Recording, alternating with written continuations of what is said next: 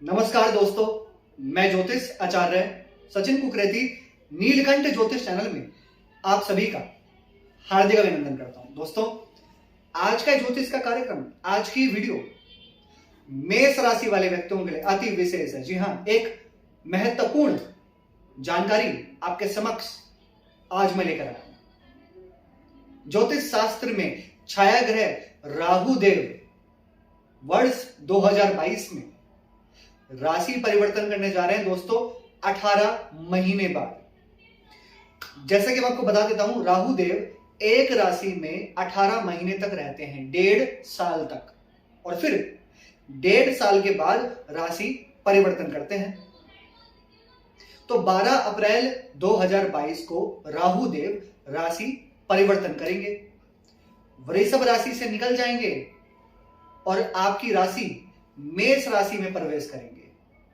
अब जब राहु देव आपकी राशि मेष राशि में प्रवेश करेंगे तो आपके जीवन में क्या बदलाव आएंगे, कैसे बदलाव आएंगे मेष राशि वाले व्यक्तियों के जीवन में जब राहु देव 18 महीने तक आपकी राशि पर ही गोचर करेंगे, तो क्या परिवर्तन देखने को मिलेंगे, यही आज हम चर्चा करेंगे।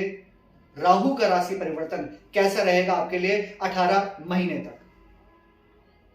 दोस्तों, सबसे पहले मैं आपको बताता हूं, राहु देव ग्रह नहीं है, छाया ग्रह है।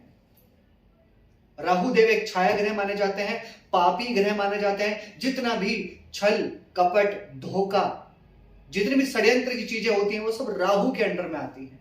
जितनी भी नशीली चीजें होती हैं, नशीली वस्तुएं होती हैं, जुआ, लॉटरी, सट्टा, शेयर मार्केट, सडनली गेन होना, सडनली परिवर्तन आना, ये सब राहु के अंडर में ही देखा जाता है। अब जब आपकी राशि पर आएंगे तो चलिए जानते हैं क्या आपको प्रभाव दिखाएंगे। दोस्तों, इससे पहले राहु देव था आपके सेकंड हाउस में, और शास्त्र कहता है कि राहु देव की दृष्टि मानी जाती है 5, 7 और 9। कुछ ज्योतिष आचार्य राहु देव की दृष्टियों को नहीं मानते हैं, लेकिन राहु देव की दृष्टि का प्रभाव पड़ता है हम सबके जीवन पे। तो राहु देव आपके पहले सेकंड हाउस में थे, और सेकंड हाउस से राहु की दृष्टि कहां पे थी? छठे घर पे थी, 8th हाउस में थी, और आपके 10th हाउस में थी। सबसे पहले मैं आपको बोलना चाहता हूं, जब राहु का राशि परिवर्तन होगा, नेगेटिव और पॉजिटिव दोनों जानेंगे, फिर बाद में जानेंगे क्या अचूक उपाय आपको करने चाहिए राहु के प्रभाव को कम करने के लिए। पहले आपके साथ में क्या हो रहा था?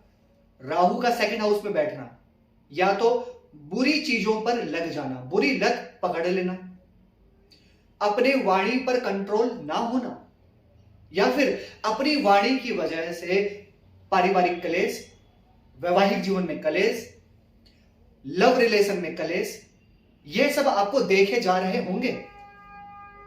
और राहु का सेकंड हाउस में बैठना कहीं ना कहीं फैमिली रिलेशन को भी परेशान करता है, और करा होगा।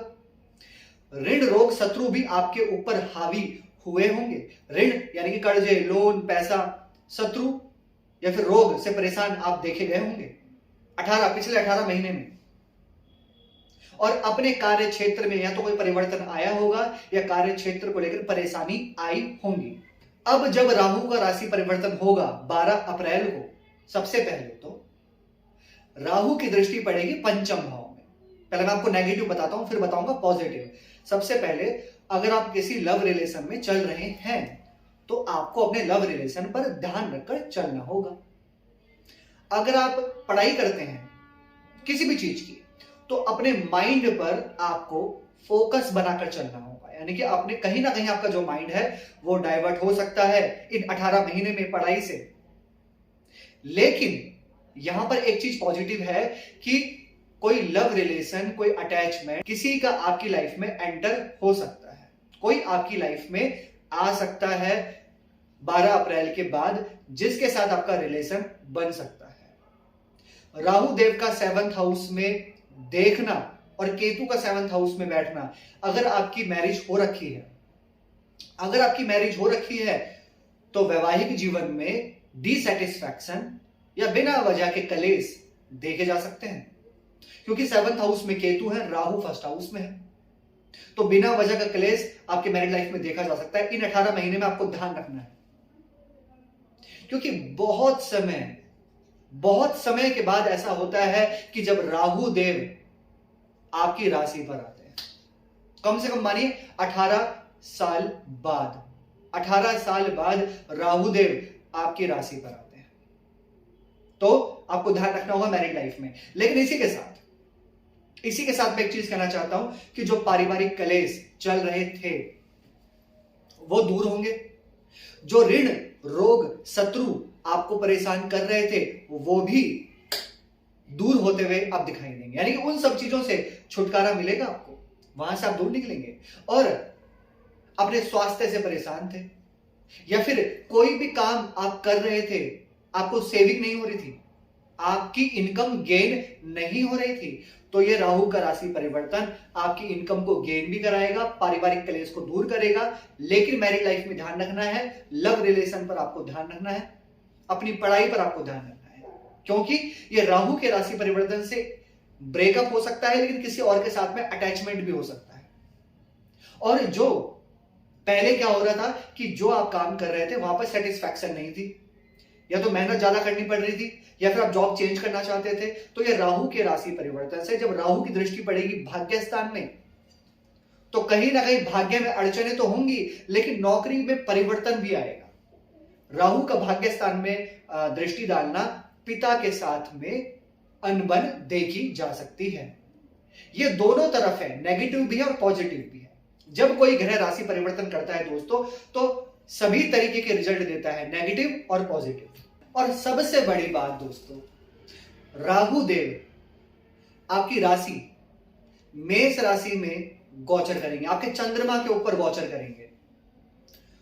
तो जब चंद्रमा के ऊपर राहु देव गोचर करते हैं ना, तो हमारा जो माइंड होता है, जो हमारा मन होता है ना, वो डाइवर्ट होता है, वो डाइवर्ट होगा। आपका जो मन है, क्योंकि चंद्रमा के ऊपर, जैसे मैंने बताया आपको, 18 साल बाद आते हैं आपके चंद्रमा के ऊपर राहु देव, तो हमारे माइंड को डाइवर्ट करते हैं, यानी कि कंफ्यूजन, यानी कि भ्रमित, आपके मन को भ्रमित करेंगे, तो वो आपको ध्यान रखना है। इसका मैं आपको एक अचूक उपाय बताऊंगा लास्ट में। और एक सजेशन मैं देना चाहता हूं मेष राशि वाले व्यक्तियों को कि जुआ, लॉटरी, सट्टा, इन सब चीजों में पैसे अगर आप लगाते हैं तो अपनी कुंडली का विश्लेषण जरूर करवाइए। नौकरी में परिवर्तन हो सकता है, कहीं ना कहीं सडनली इनकम गेन हो सकती है, सेविंग अब अच्छी दिखने आपको लग जाएगी। अगर व्यापार करते हैं तो व्यापार में भी अब आपका अच्छा देखा जाएगा, लेकिन पार्टनरशिप पे भरोसा नहीं करना है। क्या अचूक उपाय आपको करने हैं राहु के दुष्प्रभाव को दूर करने के लिए? रोजाना राहु देव के बीज मंत्रों का जाप करें आप रोजाना, और बीज मंत्र है ओम भ्राम भ्रीम भ्रम सह राहवे नमः, 108 बार सूर्य अस्त हो जाने के बाद। और दूसरा, रोजाना अपनी छत पर या कहीं पर भी पक्षियों के लिए बाजरा या खाने पीने की चीजें आप जरूर रखिए, इससे राहु के दुष्प्रभाव कम होंगे। कैसी लगी आपको दोस्तों वीडियो?